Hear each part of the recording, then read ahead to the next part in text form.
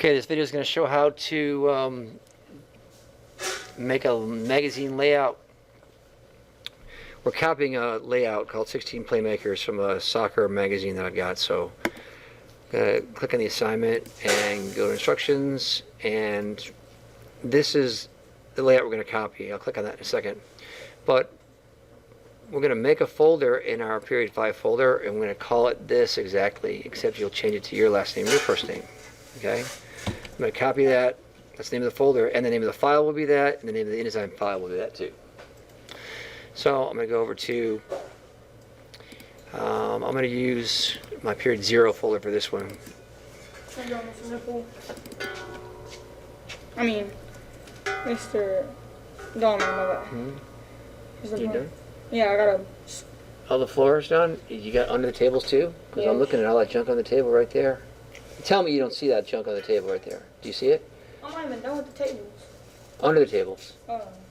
Yeah, you got to sweep under the tables too. All right, and I edit that out. So I'm going to make a folder in my period 0 folder, and I'll make a new folder. I call it the same thing. I just copy it, make it easy, and I'll change that over to, whoops, like that. So then, Hi, I'm from the Pride Club, and I was wondering if you wanted your room cleaned for community service. oh, I've got someone cleaning it right now for detention. Oh, But thank you, you're welcome. appreciate it.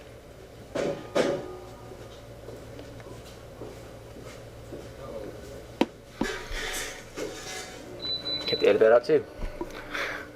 All right, so there's my folder, and let's go back over to the assignment. I'm going to make a new InDesign file, and I'm going to call it the same thing, but this is the document I'm going to copy.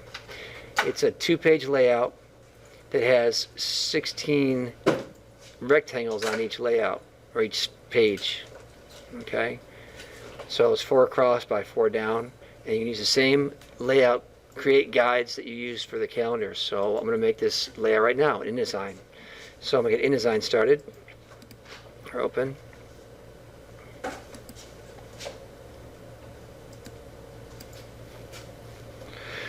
Okay, so here's InDesign, and I'm going to go to a new file. I want to click on the print tab. So I want to use a letter size document. I want it to be 2 pages. I want to start on page number 2, and make sure your facing pages is checked on, and then click on create. If you forget to do start page number 2, you're going to end up with a wrong looking layout, which I'll show you what that looks like, but first I'll do the correct one. Create this. I've got 2 pages left and right,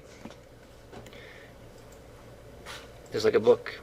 Okay, if I make another one and I forget to do page 2 for starting, say I go to a new document and I click on print letter. If I do 2 pages but I leave it on page number 1, if you think about any book you look at, page 1 is on the right. So if you go create that, you're going to have page 1 over here, and then there's page 2 over here. See how that works? So you want, really what you're doing is page 2 and 3 to set that up like this one is. That's what's going on. So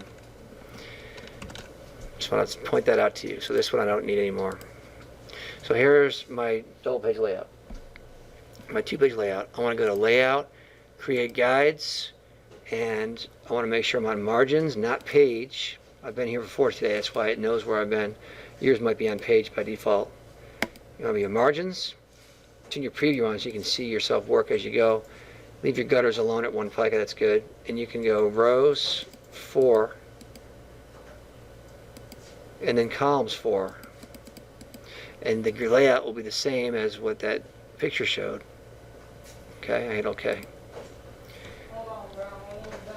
So here's the layout I'm trying to create. Okay, for each of these spots where there's a photo,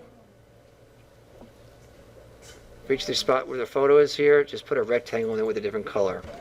So what I mean by that is there's a rectangle tool above the scissors. I'm going to draw a rectangle right in here. Open my swatches. If you don't have swatches open on yours right here, it's under Window. Hold up, bro. Hold up. Hang on. I'll be right. Hold on. I'm making a recording here. I need to be quiet. And you're in detention right now anyway. Alright, bro. I gotta go. Alright, bro. I busted it all. You could check. I'm gonna check it. Let me finish this up real quick. He's explaining me how to do the assignment. Almost done. So I gotta edit that out too. I forgot where it was. So we use the rectangle tool. Gonna click and draw the rectangle right in there. And then you want to find your swatches. If your swatches is not available right here, it's under Window, Color, Swatches. And you can fill this with whatever color you want, because I want you to make copies of it and fill all of the cells with a temporary placeholder for a picture. And again, I don't care what color you use, just put it all in there. Except what you don't want to fill in is the part where you have text, and that's going to be this middle section right in here, and then this section over here. Okay, you want to put a big number 16 in here in red. You want to put that red line right here, and put fake text in here too. You're going to put 16, and you're going to put Playmakers Who Changed Football. But all the smaller text in here, you can use placeholder text. Okay, so what I'm going to do placeholder text first to show you how to do that. What I'll do is I'll get the text tool.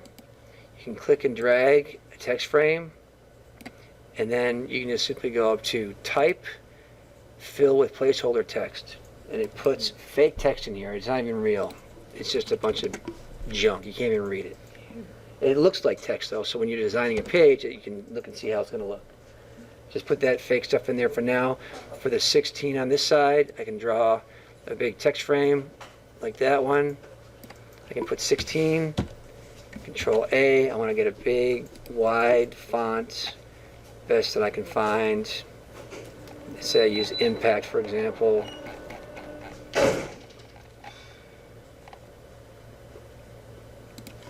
And I can make it bigger still. And I can hit the up arrow to make it big. You want to make it just big, and then make it the color red. Control Shift C to center it in there. You can highlight and make it a certain number and bring it down if it's too big.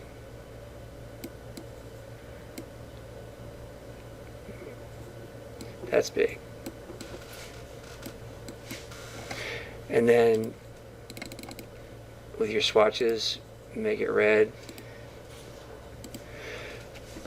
For the line, the one above it, I'll just do the one line and that'll be enough. For the line across from there to there, if I hold the Shift button down on my keyboard, it makes it a straight line.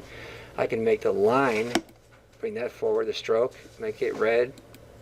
And I can make it thicker. So make it match the layout. So your goal is to create this layout here.